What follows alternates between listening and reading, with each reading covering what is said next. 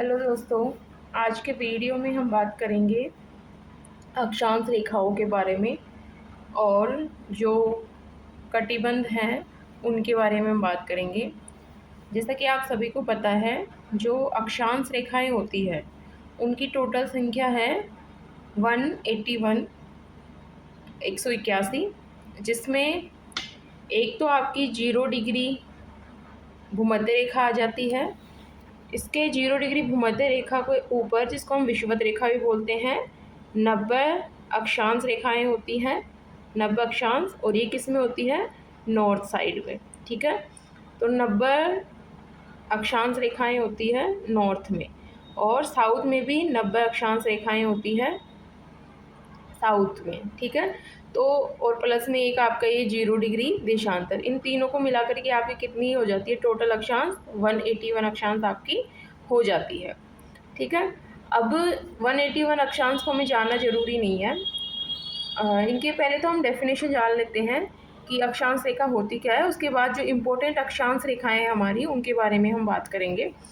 तो अगर हम डेफिनेशन की बात करें तो अक्षांश रेखाएं किसे कहते हैं?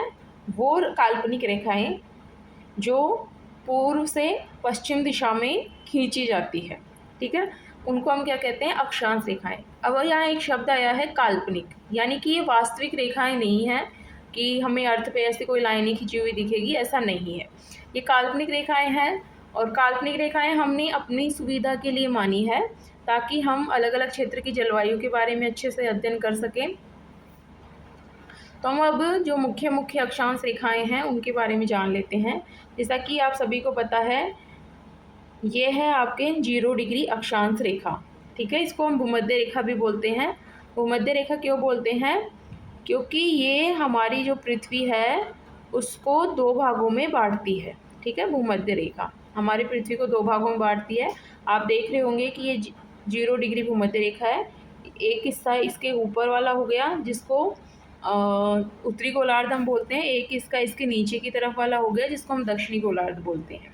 ठीक है, तो विषुवत रेखा आपको क्लियर है। अब हम बात करते हैं दूसरी मुख्य अक्षांश रेखा की, जो है हमारी कर्क रेखा। ठीक है, कर्क रेखा का मान क्या होता है आपके? 23 डिग्री 23.5 डिग्री उत्तरी अक्षांश, है ना? उत्तरी अक्षांश नॉर्थ, ये लिखना भी जरूरी है कर्क रेखा के बारे में जब हम बता रहे हैं कि 23.5 डिग्री उत्तरी अक्षांश को हम क्या बोलते हैं? कर्क रेखा बोलते हैं। ये तो हो गया उत्तरी गोलार्ध में, कर्क रेखा उत्तरी गोलार्ध में है। और दक्षिणी गोलार्ध में एक और रेखा है जिसका मान क्या है? 23.5 डिग्री साउथ। ठीक है, साउथ अक्षांश, इसको हम बोलते हैं मकर रेखा। ये आपको दिख रहा है मकर रेखा, और ये यहाँ पे कर्क रेखा। तो उत्तरी गोलार्ध में कर्क रेखा और दक्षिणी गोलार्ध में मकर रेखा है। अब आप सभी को ये भी पता होना चाहिए कि जो कर्क रेखा और मकर रेखा के बीच का जो ये पूरा एरिया है, उसको हम उष्ण कटिबंधीय क्षेत्र के नाम से जानते हैं। अब एक प्रश्न आता है कि इस पूरे एरिया को उष्ण कटिबंध हम क्यों बोल रहे हैं? तो उष्ण कटिबंध बोलने का इसके पीछे कारण ये है कि ये जो पूरा एरिया है, उष्ण का मतलब होता है गर्म, तो ये पूरा एरिया क्या होता है? गर्म होता है, गर्म क्षेत्र है, इसलिए हम इसको उष्ण कटिबंध बोलते हैं। और गर्म क्यों रहता है? क्योंकि यहाँ पर सूर्य पूरे वर्ष भर लंबवत चमकता है, तो इस वजह से ये एरिया क्या रहता है आपका? गर्म रहता है। ठीक है, अब हम बात कर लेते हैं उत्तरी ध्रुव वर्त की। ठीक है, उत्तरी ध्रुव वर्त की बात कर लेते हैं। अब देखो, ये रेखा है जिसको हम 66.5 डिग्री उत्तरी अक्षांश के नाम से जानते हैं। इसको हम उत्तरी ध्रुव वर्त भी बोलते हैं। ठीक है, क्योंकि उत्तरी ध्रुव के पास में है तो इसका नाम इसी तरीके से पड़ गया, उत्तरी ध्रुव वर्त भी हम बोलते हैं। ये नॉर्थ गोलार्ध में है। वैसे ही एक और हमारे दक्षिणी गोलार्ध में 66.5 डिग्री दक्षिणी अक्षांश एक रेखा है, उसका नाम क्या है? दक्षिणी ध्रुव वर्त, क्योंकि ये दक्षिण ध्रुव के पास में है। ठीक है,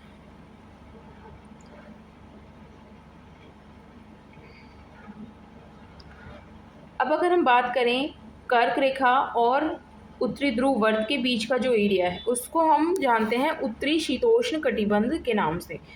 अब इसको नाम उत्तरी शीतोष्ण कटिबंध क्यों पड़ा, इसके बारे में बात कर लेते हैं।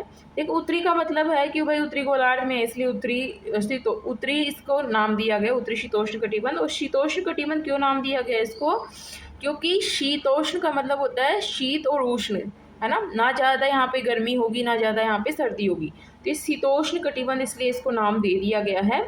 वैसे ही साउथ जो आपके दक्षिणी गोलार्ध है उसमें भी दक्षिणी शीतोष्ण कटिबंध है, जो कि मकर रेखा और दक्षिणी ध्रुव वर्त के बीच वाले एरिया को हम बोलते हैं।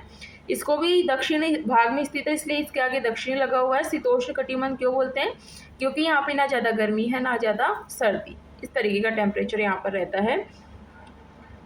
फिर इसके बाद में हमारे 90 डिग्री नॉर्थ अक्षांश है, जो उत्तरी ध्रुव के आसपास वाला एरिया है, ठीक है। उत्तरी ध्रुव है 90 डिग्री अक्षांश नॉर्थ, और एक अक्षांश है जिसके बारे में पढ़ते हैं वो है 90 डिग्री साउथ, और इसको हम बोलते हैं दक्षिणी ध्रुव के नाम से इसको हम जानते हैं। अब जो ये एरिया है जो आप देख पा रहे हैं उत्तरी ध्रुव वर्त और उत्तरी ध्रुव के बीच वाला एरिया, इसको हम बोलते हैं उत्तरी शीत कटिबंध। इसका नाम उत्तरी शीत कटिबंध क्यों पड़ा, क्योंकि उत्तर दिशा में एक तो इसलिए उत्तरी लगा दिया इसके आगे, और शीत कटिबंध क्यों कहा जा रहा है, क्योंकि ये पूरा क्या है एरिया बहुत ठंडा प्रदेश है। यहाँ पे सूर्य की जो किरणें हैं यहाँ पे लंबवत नहीं चमक करके तिरछी पड़ती है, तो ये एरिया क्या है गर्म ठंडा ही रहता है, इसलिए इसको शीत कटिबंध बोलते हैं। वैसे ही दक्षिणी शीत कटिबंध है, ये दक्षिणी गोलार्ध में है और ये ठंडा प्रदेश है, इसलिए इसको हम क्या बोलते हैं दक्षिणी शीत कटिबंध। तो आज के वीडियो में आपने जो मुख्य मुख्य अक्षांश रेखाएं थी उनके बारे में जान लिया है, साथ ही जो कटिबंध है हमारे उष्ण कटिबंध, शीतोष्ण कटिबंध और शीत कटिबंध के बारे में भी जान लिया है।